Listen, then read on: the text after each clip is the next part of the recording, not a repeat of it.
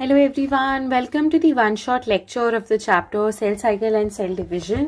हम इस चैप्टर के अंदर पूरा cell cycle and cell division का थ्योरी देखेंगे. एंड बिलीव मी, ये थ्योरी से आपके एनसीईआरटी कवर हो रही है, but at the same time आपकी नीट पीवाईक्यूज में कभी कभी there are certain terms, there are certain questions जो पूछ लिए जाते हैं एंड यू फील ओ ये कहाँ से आ गया, तो वो सारे जो एक्स्ट्रा पॉइंट्स है वो भी यहाँ पे कवर हो जाएंगे. तो let's start with the one shot of the chapter cell cycle cell division without wasting much time. सबसे पहले जो सेल साइकिल होती है वो क्या होती है? सीक्वेंशियल होती है, ऑर्डर्ड होती है, जेनेटिकली कंट्रोल होती है. These three terms very important. It is sequential, it is ordered and it is genetically controlled. Genetically control का मतलब ये होता है कि उसको कंट्रोल करने के लिए हमारे पास कुछ प्रोटीन्स होते हैं. ये जो प्रोटीन्स होते हैं ये एक्चुअली में साइक्लिन डिपेंडेंट काइनेसेस होते हैं, जिन्हें हम साइक्लिन्स या सीडीकेस कहते हैं, जो कि इस पूरी सेल साइकिल को कंट्रोल करती है. तो सेल साइकिल ऑर्डर्ड होगी, सीक्वेंशियल होगी और जेनेटिकली कंट्रोल्ड होगी. उसके बाद अब जो सेल साइकिल है उसमें सेल का क्या काम होता है? तो सेल अपने आप को डिवाइड करता है, फिर सेल अपने आप को इलोंगेट करता है और फिर मैच्योर हो जाता है, डिफ्रेंशिएट कर लेता है. इसका मतलब यह है कि उसने अपना एक काम ले लिया. जैसे आप जब बॉर्न होते हो तो आप पहले ग्रो कर रहे हो, फिर आप अपनी हाइट में बढ़ोगे, 18 ईयर्स के हो जाओगे एंड देन जब आप उस कंडीशन में आ जाओगे कि अच्छा अब आपको एक पर्टिकुलर फील्ड में आगे बढ़ना है, तो आपने मैच्योर हो गए. मतलब आपने अपने लिए काम चुन लिया कि मैं सोसाइटी को ऐसे सर्व करूंगा या करूंगी. So that is what is mature, that is what is how it gets differentiate. और इसे कहा जाता है प्रोग्राम्ड सेल डेथ या इसे कहा जाता है एपोप्टोसिस. यानी कि सेल ने अपनी ग्रोथ को रोक दिया, अब इससे आगे कुछ नहीं. उसने एक काम ले लिया, जैसे मान लो सेल ने काम ले लिया कि वो फोटोसिंथेसिस करेगा, बस अब उससे आगे वो कुछ नहीं करेगा, तो वहां पे प्रोग्राम सेल डेथ हो गई, एपोप्टोसिस हो गया. अनलेस एंड अनटिल कोई बहुत एक्सट्रीम कंडीशन नहीं आ जाती और सेल को वापस बुलाया नहीं जाता कि भाई तू वापस आ जा और अपना काम कर. ठीक है. अब जो डिविजन होता है, तो डिवाइड करने के लिए दो तरीके के पर्टिकुलर फेजेस होते हैं. एक होता है इंटरफेज, एक होता है एम फेज. इंटरफेज 3 फेजेस से मिलकर बना होता है: गैप 1 फेज, एस फेज और G2 फेज. यानी gap 1 phase, S phase, synthesis phase and G2 phase which is the gap 2 phase. Okay. अब हम देखते हैं कि जो एम फेज है it is actually consisting of mitosis and meiosis and उसमें भी कैरियोकाइनेसिस एंड साइटोकाइनेसिस. कैरियोकाइनेसिस मतलब डिवीजन ऑफ न्यूक्लियस, साइटोकाइनेसिस मतलब डिवीजन ऑफ साइटोप्लाज्म. अब क्या हो रहा है कि ये इंटरफेज जो है इसे हम प्रेपरेटरी फेज कहते हैं, जहां पे सेल अपने आप को प्रिपेयर कर रहा है for the process of division. तो ये सबसे लॉन्गेस्ट फेज होता है. 95% of the duration of the cell cycle is interphase. वहीं पे एम फेज जो है वो बचा कुचा 5% होता है जहां पे मेजर सेल डिवीजन हो रहा है. जैसे कि ह्यूमन सेल के अंदर 24 आवर्स चाहिए डिवीजन के लिए, तो 24 आवर्स तक तो काम नहीं चल रहा ना. 23 आवर्स उसमें से सेल प्रिपेयर कर रहा है और सिर्फ 1 आवर में सेल अपने आप को डिवाइड करेगा. यानी कैरियोकाइनेसिस होगा एंड देन साइटोकाइनेसिस होगा. ऐसे ईस्ट 90 मिनट्स करता है. ई कोलाई जो हमारी बॉडी में देखने को मिलते हैं वो 20 मिनट्स करते हैं. तो इस हिसाब से I think everything is getting properly sorted out. अब जब हम आगे देखते हैं तो ये पूरा एक ऐसा व्हील है जो आपको यहाँ पे देखने को मिल रहा है. और इसका यहाँ पे मतलब क्या है? Why is this wheel over here? ये पूरी साइकिल है, जो सेल साइकिल होती है, सेल साइकिल है. ठीक है. अब सेल साइकिल में तो जहां से सेल साइकिल शुरू होती है वो है हमारा G1 फेज. G1 फेज जो है वो सबसे लॉन्गेस्ट फेज है. प्रोटीन एंड आरएनए का सिंथेसिस हो रहा है, साइटोप्लाज्म की इंक्रीज होगा, साइज का इंक्रीज होगा, मैक्सिमम सेल ऑर्गेनल डुप्लीकेशन होगा. जितने भी सेल ऑर्गेनल है मेजरली अगर हम उन्हें कहें कि अच्छा आपको डुप्लीकेट करना है, आप कहाँ करोगे, तो मैक्सिमम सेल ऑर्गेनल डुप्लीकेशन जो है वो आपके G1 फेज में ही होगा. एंड देन न्यूक्लियोटाइड सिंथेसिस होता है जो हमें देखने को मिलता है.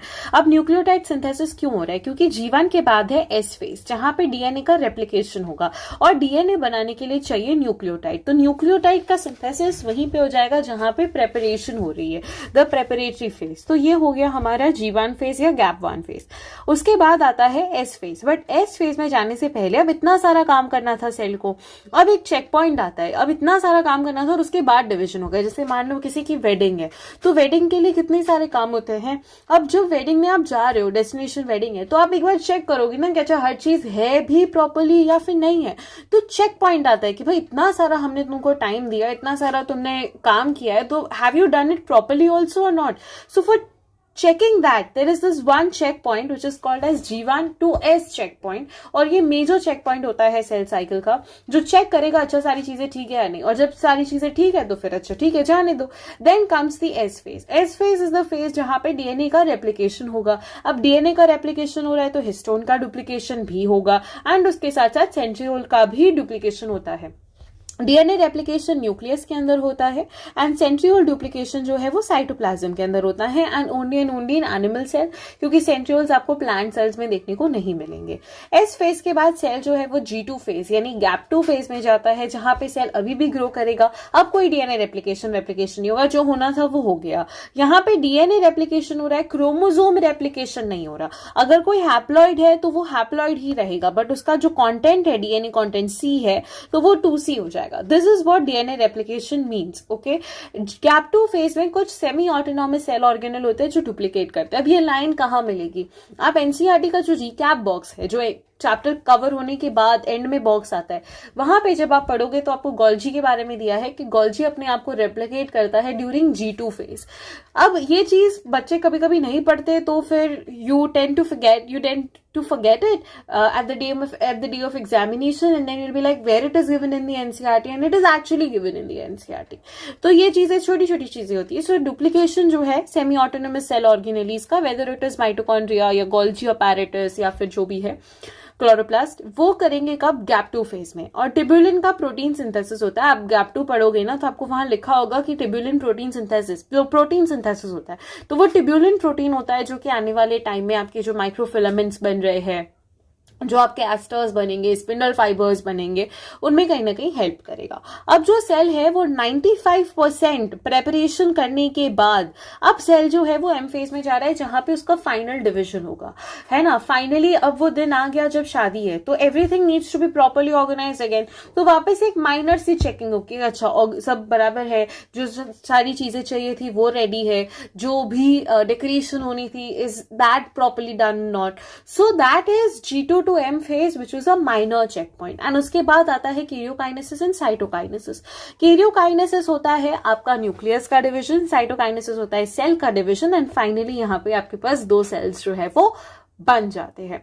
अब बात आती है कि कभी कभी क्या होता है कि सेल को ना एक प्रॉपर फंक्शन ले लेना होता है, जैसे नर्व सेल्स हो गए, हार्ट सेल्स हो गए, तो वो लोग क्या करते हैं, वो G1 फेज से S फेज में जाते ही नहीं है, क्योंकि उनको रेप्लिकेट करना ही नहीं है, उनको आगे जाके डिवाइड करना ही नहीं है.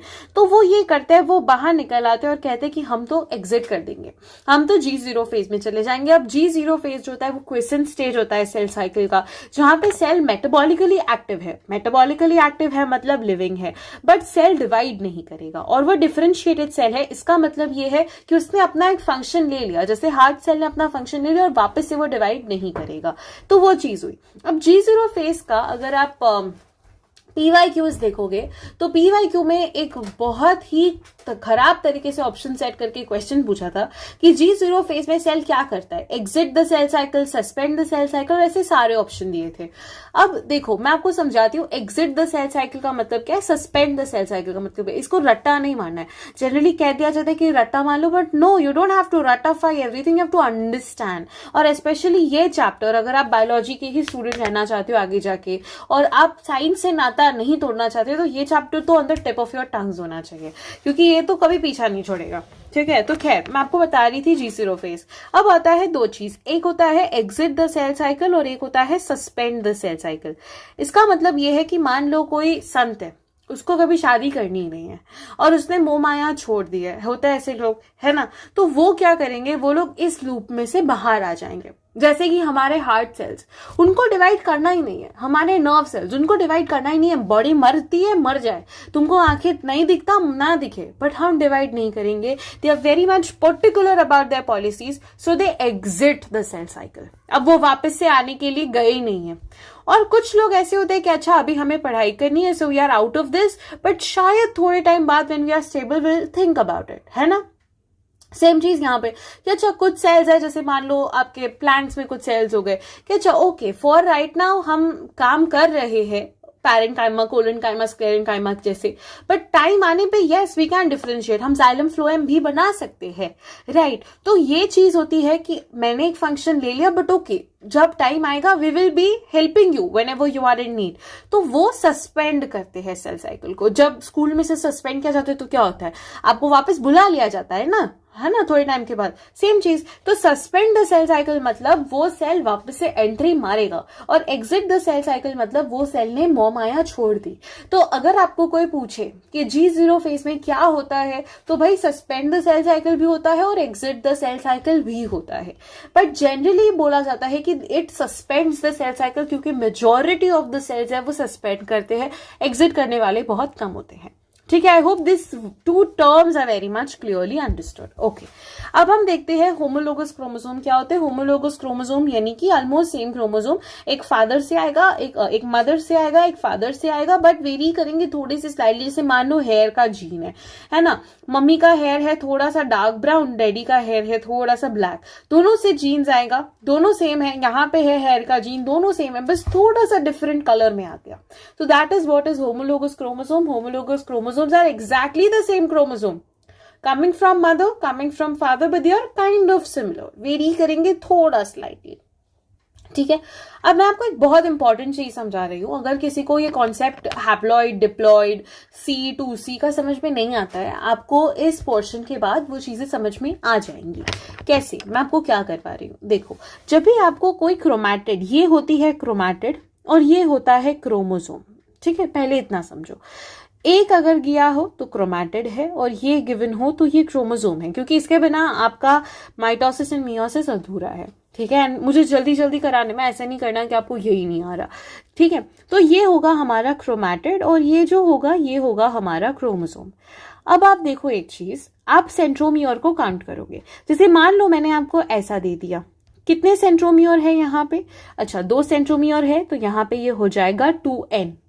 ठीक है, अब जैसे हमारे पास शू लेसेस होती है, फीता होता है, जैसे हम फीता कहते हैं, तो ये फीता लगा हुआ है इसके ऊपर, तो यहाँ पे 1 फीता, यहाँ पे दूसरा फीता, तो ये हो जाएगा 2C। दोनों सेम है, ठीक है, दोनों क्या है, दोनों सेम है। सिमिलरली मान लो कंडीशन कुछ ऐसी गिवन हो, कितने सेंट्रोमियर है, 2 सेंट्रोमियर है, तो 2n।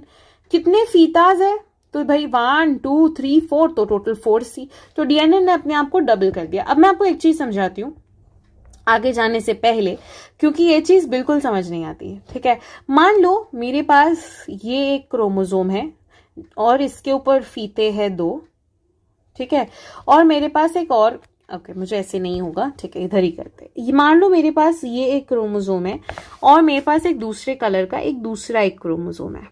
ठीक है, अब यहाँ पे आप बोलोगे अच्छा मैम अब आप क्या समझाना चाह रहे हो, मैं ये समझाना चाह रही हूँ यहाँ पे आपको, रुको मैं कलर चेंज करती हूँ थोड़ा। अब यहाँ पे आप बोलोगे अच्छा ये 1 सेंट्रोमियर, ये 2 सेंट्रोमियर, यानी 2n होगा। गलत, ये 2n नहीं होगा। एक सेंट्रोमियर, रेड कलर का एक सेंट्रोमियर है तो ये n हुआ, येलो कलर का एक सेंट्रोमियर है तो n हुआ, तो टोटल ये n है, टोटल ये n है। ठीक है, एक n रेड का, एक n उसका, n है। और फीता कितना है, तो फीता यहाँ पे रेड के 1 फीता, दिस इज 2 फीता, तो n with 2C। Same yellow का 1 फीता, इसका 2 फीता, तो n विथ 2C। समझे? अब सेम चीज मैं आपको बता रही हूं, मान लो ये मेरे 2 क्रोमोसोम्स होते, अब इसमें क्या करते, अच्छा मैम यहाँ पे 2 सेंट्रोमियर है तो ये 2n हो जाएगा। ठीक है, क्यों 2n हुआ, क्योंकि दोनों सेम है तो हम उनको ऐड कर सकते हैं। लाइक चीजें ऐड होंगी, अनलाइक चीजें ऐड नहीं होंगी। और यहाँ पे एक पे 1 फीता, दिस इज 2 फीता, येलो पे ही तीसरा फीता, येलो पे ही चौथा फीता, सो 4C। ओके, इस तरीके से। मान लो एक और ले लेते हैं फटाफट से, this is 1, this is 2, this is 3। अब बताओ क्या है, अच्छा कुछ भी नहीं है मैम, NC कॉन्फ़िगरेशन है। क्यों, क्योंकि एक कलर का एक ही है ना। अब मान लो वापस से थोड़ा सा चेंज करते हैं, सॉरी,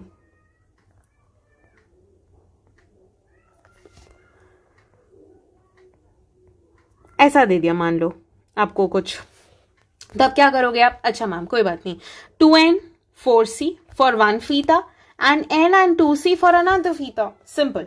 तो मुझे अब क्लियर हो गया होना चाहिए 2N का मतलब कि कितने सेंट्रोमियर है, यानी कि हमारे कितने क्रोमोसोम है, यानी कि हमारी प्लॉइडी क्या है, कोई क्रोमोसोम हैप्लॉइड है या कोई क्रोमोसोम डिप्लॉइड है, और C का मतलब कि डीएनए कितना है. ठीक है, तो मैंने आपको जितना था ये मेजर तरीके से आई एक्सप्लेन यू. अगर आपको इसको और डिटेल में देखना है, मेरा सेल साइकिल सेल डिविजन का पूरा लेक्चर अच्छे से पड़ा हुआ है YT पे, आप जाके उसे देख सकते हो. And there I have explain it even in more detail with around 10 to 12 examples, तो वो आपको हेल्प करेगा.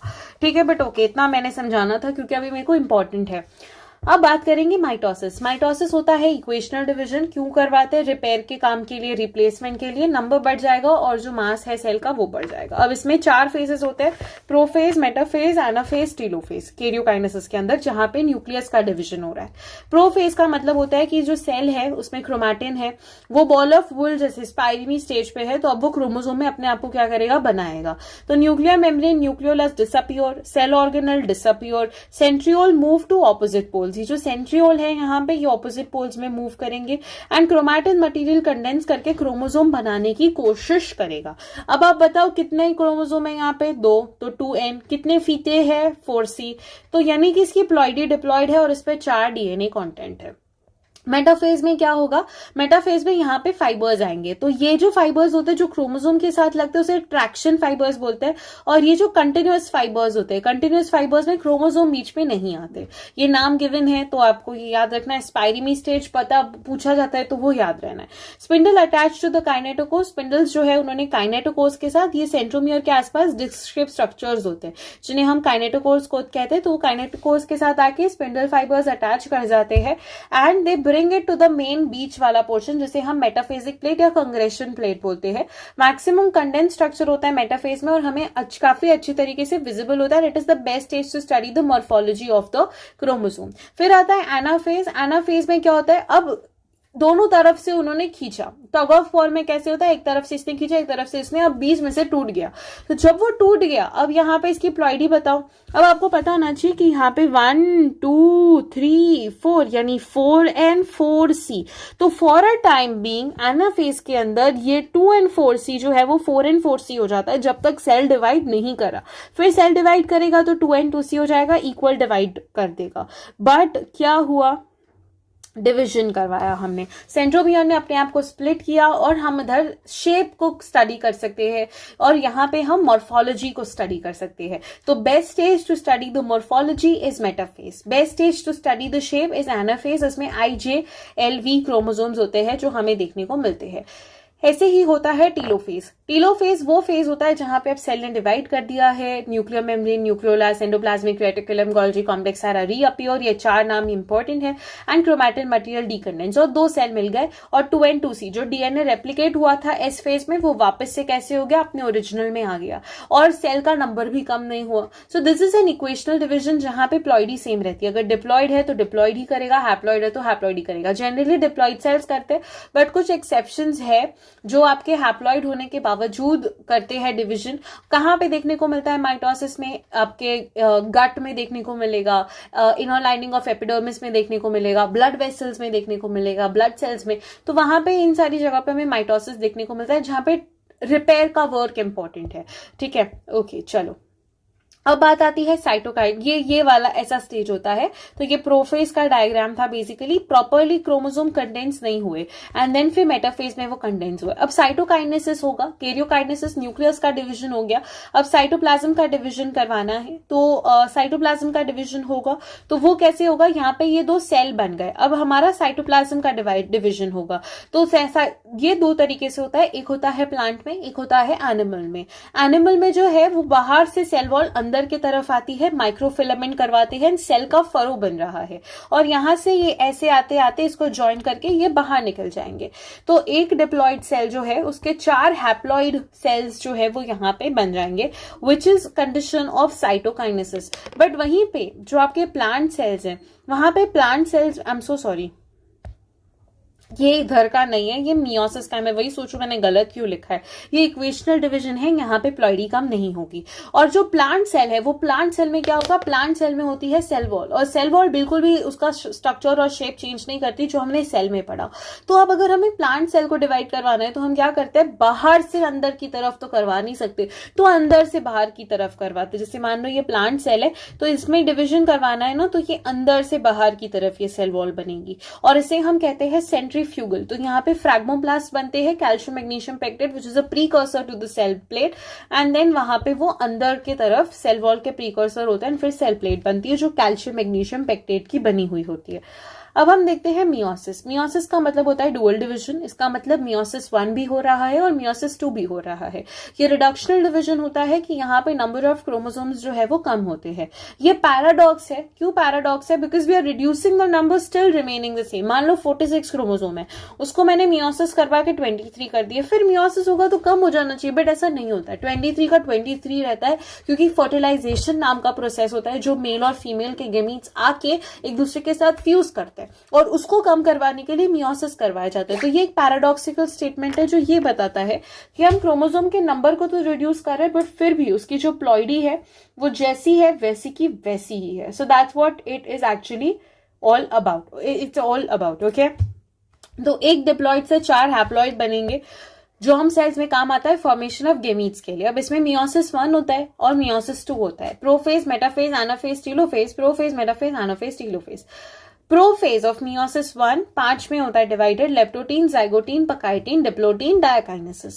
तो हम पढ़ते क्या है, लेप्टोटीन के अंदर देखो शुरुआत हुआ 2 and 4C से। 2 and 4C का मतलब 2 क्रोमोसोम विद 4 फीता। ठीक है, यहाँ पे आपके सेल जो है वो ऐसे आपको एकदम लेप्टोटीन में लाइट माइक्रोस्कोप से आप देखोगे तो आपको देखने को मिलेगा, एंड लेप्टोटीन में बुके जैसा स्ट्रक्चर बन जाता है, and this is how the chromosome chromatin material condense करेगा, ये लोग साइड पे मूव करेंगे। जाइगोटीन जो है वो जाइगोटीन में आपको देखने को मिलेगा कि यहाँ पे अब ऐसे थोड़े बहुत स्ट्रक्चर्स देखने को मिल रहे हैं, पर प्रॉपरली क्रोमोसोम आपको देखने को नहीं मिल रहे, और इनके बीच में कॉम्प्लेक्स बनता है जिसमें बोलते हैं साइनेप्टोनीमल कॉम्प्लेक्स। अब ये क्या होता है, जैसे मान लो 1 ये ऐसे अलग अलग क्रोमोमियर्स है, यहाँ पे 1 ये 2 ये 3 4, तो 1 1 को ढूंढेगा, 2 2 को ढूंढेगा, 3 3 को ढूंढेगा, 4 4 को ढूंढेगा, और उसके साथ आके ऐसे ये लोग ऐसे यहाँ पे आके साइनेप्सिस बना लेंगे। तो ये साइनेप्टोनीमल कॉम्प्लेक्स से क्या बनता है, साइनेप्सिस बनता है। So half the number of chromosomes. अब यहाँ पे क्या हो जाता है, यहाँ पे ये बाइवेलेंट है और टेट्राइड है। ये टर्म किसके लिए यूज हो रहा है, बाइवेलेंट का मतलब है क्रोमोसोम बाइवेलेंस है। क्यों? क्योंकि यहाँ पे 2 क्रोमोसोम है और सिस्टर क्रोमैटिड कितनी है, 4 है, तो वो टेट्राइड है, तो वो टेट्राइड इज द क्रोमैटिड्स। पकाइटीन में क्या होता है, पकाइटीन में बाइवेलेंस जो है एकदम प्रॉपर्ली विजिबल हो जाते हैं, and recombinase is found in recombination nodules. इसका मतलब क्या होता है कि वो एक दूसरे के ऊपर चिपक जाते हैं, जिससे लाइगेज है, एंड पहले क्या होता है एंडोन्यूक्लियस आता है, वो इन क्रोमोसोम्स में क्या करता है, इसे कट लगाता है। जैसे उसने इस क्रोमोसोम्स में कट लगाया, फिर ये लोग क्या करते हैं, एक दूसरे के ऊपर आते हैं और एक दूसरे के ऊपर ऐसे चिपक जाते हैं, तो there is exchange of genetic material, और वो लाइगेज से जुड़ जाता है। तो यहाँ पे आपको कायस्माटा फॉर्मेशन देखने को मिलेगा, and chiasmata formation is a cytological proof of crossing over, की क्रॉसिंग ओवर हुई है, जो कि जिसके वजह से विजिबिलिटी आती है। आप आपके मम्मी पापा के जैसे नहीं हो, आप उन दोनों के मिश्रण से बने हो, तो उन दोनों की कैरेक्टर्स में थोड़े बहुत वेरिएशन आए तब जाके आप बने। कहते हैं ना यार, तू तेरी मम्मी पे भी नहीं है, तू तेरे पापा पे भी नहीं है, तो किस पे है भाई, हमारे अंदर वेरिएशन आ गया तो हम किसी पे भी नहीं है, राइट। तो that is what is pachytene. फिर आता है डिप्लोटीन। डिप्लोटीन का मतलब dissolution of synaptonemal complex, desynapsis जिसे कहते हैं, जो यहाँ पे ये बना था इसका दूर हो जाना, तो यहाँ पे कायस्माटा एकदम प्रॉपर्ली विजिबल होना शुरू हो जाता है। कायस्माटा फॉर्मेशन आपको एनसीईआरटी के हिसाब से याद रखना है, तो ऐसे याद रखो, यहाँ पे साइनेप्टोनीमल कॉम्प्लेक्स बनता है, यहाँ पे रिकॉम्बिनेशन नोड्यूल्स बनते हैं रिकॉम्बिनेज के वजह से, जिसके वजह से आपका जो जेनेटिक मटीरियल है उसका एक्सचेंज हो रहा है, और यहाँ पे कायस्माटा फॉर्मेशन होता है डिप्लोटीन में, क्योंकि वो लोग फॉर्मेशन को वहीं बता रहे हैं जहां पे वो विजिबल है, बट जब आप रियलिटी में फर्दर स्टैंडर्ड्स में पढ़ोगे तो ऐसे पढ़ोगे। तो डिप्लोटीन में क्या होता है, कायस्माटा प्रॉपर्ली विजिबल हो जाता है, एंड प्रोलॉन्ग डिप्लोटीन को डिक्ट्योटीन कहते हैं। प्रोलॉन्ग डिप्लोटीन आपकी एनसीईआरटी में लाइन है, diplotene can last for months and years in oocytes of some vertebrates. ये क्या लाइन है, इसका मतलब ये होता है कि जैसे मान लो आपकी कभी कभी सेल साइकिल को वेट करना पड़ता है आगे जाने के लिए। बेस्ट एग्जाम्पल होता है इसका ओवा, जो ह्यूमंस में होता है। जब एक गर्ल बॉर्न करती है, गर्ल अपने आप को बॉर्न करवाती है, जब एक बेबी पैदा होती है, तो तब क्या होता है कि उसके अंदर in their ovaries they have a lot of ओवा, और वो ओवा अपने आप को डिप्लोटीन स्टेज के अंदर रखते हैं. आपने ह्यूमन रिप्रोडक्शन में पढ़ा होगा, वो अपने आप को डिप्लोटीन स्टेज में सस्पेंड करके रखते हैं. एंड जब वो गर्ल प्यूबर्टी रीच करती है, तो प्यूबर्टी रीच करने के बाद अब उसके अंदर वो जो ओवाज है ना, अब वो ओवा फर्दर जाके डिप्लोटीन से आगे बढ़ेंगे, सेल साइकिल में मियोसिस करवाएंगे, और फिर वो अपना फर्दर फर्टिलाइजेशन करवाएंगे. तब तक वो डिप्लोटीन में ही रहते हैं. तो मान लो ये काफी साल का है ना, कोई तो ओवा ऐसा होगा जिसने 40 साल वेट किया होगा जब तक मेनोपॉज नहीं आया, और तब वो रिलीज हुआ, और फिर फाइनली मेनोपॉज आया. तो डिप्लोटीन का टाइम काफी ज्यादा बड़ा होता है. सो दैट इज द प्रोसेस जो इतना बड़ा है, उसे हम कहते हैं डिक्योटीन. नाम नहीं दिया डिक्योटीन, बट मिल जाएगा, अगर आप PYQs AIPMT का लगाते हो तो दिख जाएगा. तो डिप्लोटीन का डिक्योटीन. एंड डायकाइनेसिस होता है टर्मिनलाइजेशन ऑफ कायस्माटा, जहां पे अब कायस्माटा बिल्कुल नहीं है. So oocytes of some vertebrates में आपको ये स्टेज देखने को मिलता है. I hope you are understanding whatever I am saying. फिर आता है मेटाफेज 1. सिमिलरली जैसा जैसा माइटोसिस का मेटाफेज था वैसा ही है. मेटाफेजिक प्लेट बनेगी यहाँ पे, पर 2 बनेगी. अब यहाँ से इसने इसको पकड़ा, इसने इसको पकड़ा, किसी ने खींचम खींची नहीं की, जैसे टग ऑफ वॉर हो रहा था वैसा नहीं हो रहा है. तो अब यहाँ पे एक क्रोमोसोम एक जगह पे चला जाएगा, दूसरा क्रोमोसोम दूसरी जगह पे. Best as to study the morphology of chromosome. Anaphase में क्या होगा, यहाँ पे भी 2 and 4C homologous chromosome move to opposite poles. There is no splitting of centromere. And telophase 1 में सब चीज रीअपियर हो जाएगी. And there is decondensation of chromosome. तो अब यहाँ पे N2C हो गया. तो यहाँ पे जो नंबर थे वो कम हो गए. तो this was the reduction division. Meiosis 2 जो होगा वो इक्वेशनल डिवीजन है, जहां पे सिर्फ हम डीएनए के नंबर को हाफ करेंगे. That's it. ठीक है. फिर आता है एक इंटरमीडिएट स्टेज, इंटरकाइनेसिस, जो कि मियोसिस 1 एंड मियोसिस 2 के बीच में है, जहां पे G1 फेज हो रहा है. एस फेज में डीएनए रेप्लिकेशन नहीं होता, बट सेंट्रीओल डुप्लीकेशन हो रहा है. क्यों?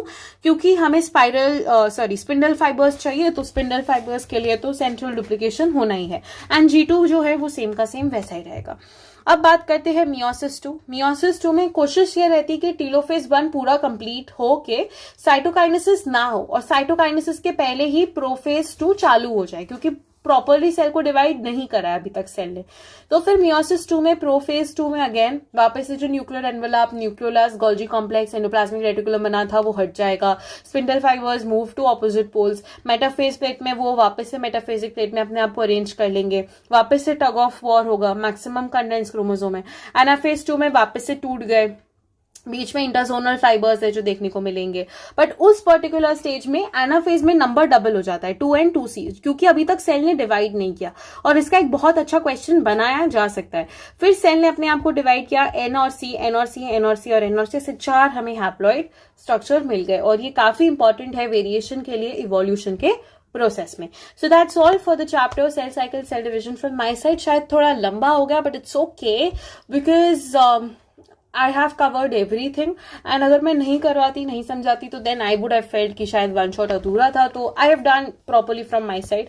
So this is all for the chapter cell cycle cell division. We will be meeting in the next class with the next one shot. If you like the content, please hit on that subscribe button, on that like button, and share it with your friends so that more and more people can get an access to this. And do not forget to drop a comment about how do you like the lecture. That's it from my side. We'll be meeting in the next class. Till then, take care. Bye-bye. Keep learning.